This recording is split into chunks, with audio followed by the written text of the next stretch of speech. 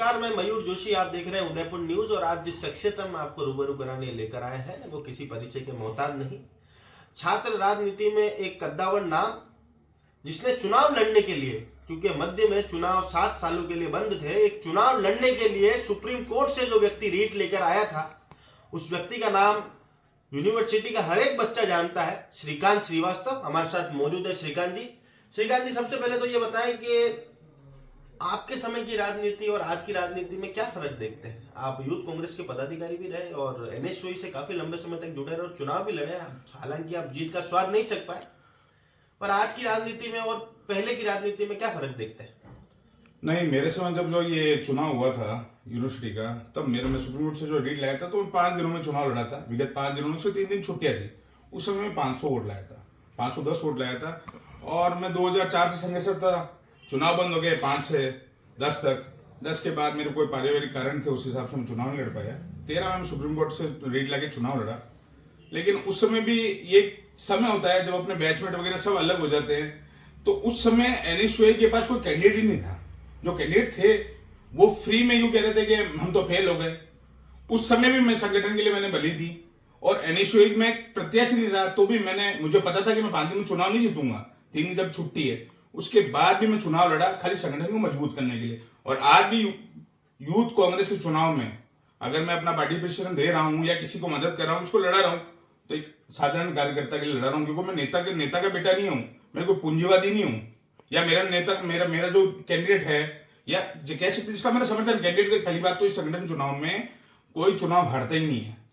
जो जीतेगा वो फर्स्ट आएगा, वो जिलाध्यक्ष बनेगा, वो संगठन को मजबूत करेगा।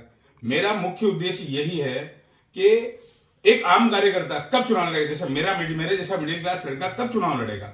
मैं किसी नेता के रिश्तेदार थोड़ी हूं कि मैं किसी भतीजा हूं, या मैं किसी के मेरे पापा के माइंड से हैं, या ये वो चुनाव लड़ रहे हैं ना।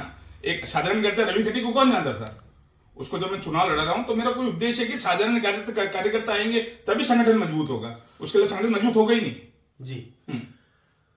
रवि कुमार को आप खुला समर्थन दे रहे हैं और आपने रवि कुमार के अंदर ऐसा क्या मादा देखा, ऐसा क्या हुनर देखा कि आपने रवि कुमार को अपना खुला समर्थन दिया है? क्योंकि आप बहुत ही कद्दावर नेता भी रहे और आपकी पैठ भी है बाजार के अंदर।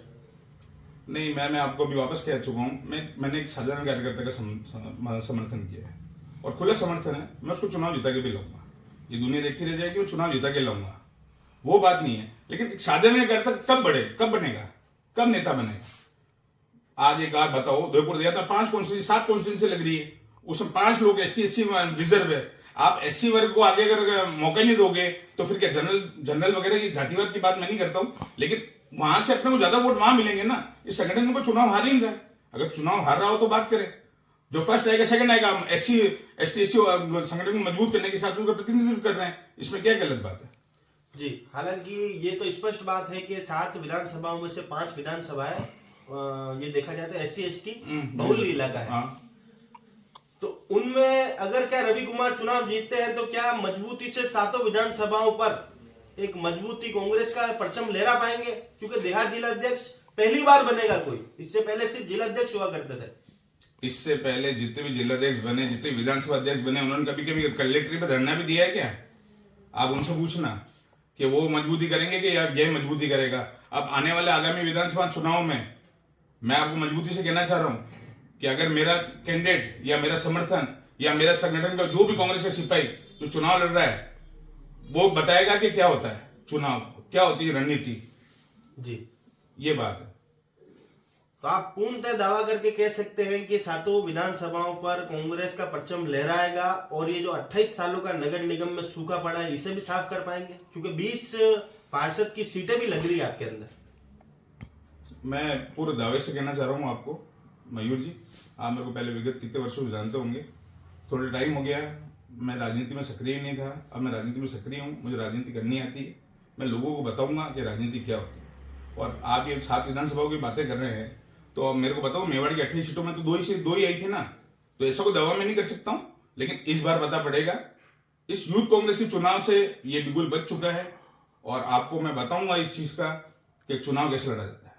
जी, एक अंतिम बात आप बताएंगे, क्या आप देहात में जुड़े हुए सभी युवाओं से कोई संदेशा देना चाहेंगे और स्पष्ट संदेश उन लोगों को देना चाहेंगे जो धन बल के नाम पर चुनाव लड़ रहे हैं?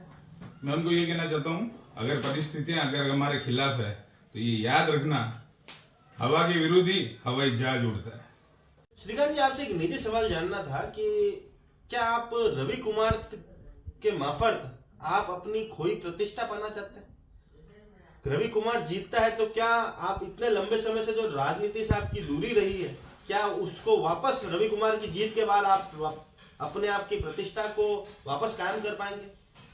नहीं, ऐसा है मयूर जी, मैंने इससे पहले भी 5-7 यूनिवर्सिटी के अध्यक्ष या कॉमन अध्यक्ष, विश्वविद्यालय अध्यक्ष मैंने बना रखे हैं, तो मेरी प्रतिष्ठा कभी धूमिल हुई नहीं थी। अगर आपको लग रहा है कि इसकी प्रतिष्ठा से होगा, मैं अभी भी कह रहा हूं, मैं एक साधारण कार्यकर्ता की आवाज उठाना चाहता हूं।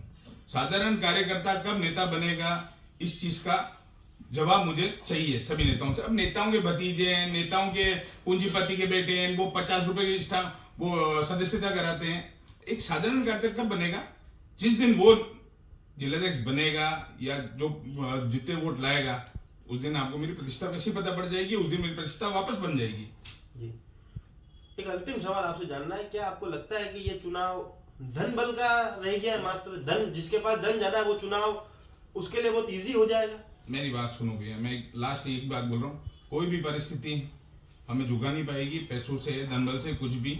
हम कैसी मेहनत करेंगे, हम साधारण कार्यकर्ता हैं, इस बार बताएंगे। हमारा उद्देश्य यही है कि साधारण कार्यकर्ता फ्रंट पे आके चुनाव लड़ेगा इस बार। जी, तो हमारे साथ मौजूद थे श्रीकांत श्रीवास्तव, जो कि पूर्व में एनएसयूआई के पदाधिकारी भी रहे, यूथ कांग्रेस से भी इनका जुड़ा हुआ, यूथ कांग्रेस के महासचिव भी रहे, और इन्होंने पूर्णतः दावा करा है कि इस बार आम और साधारण कार्यकर्ता चुनाव जीत कर आएगा।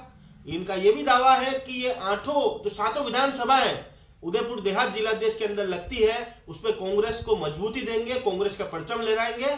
इसी के साथ मैं अपनी बात को खत्म करता हूं, तब तक के लिए अलविदा।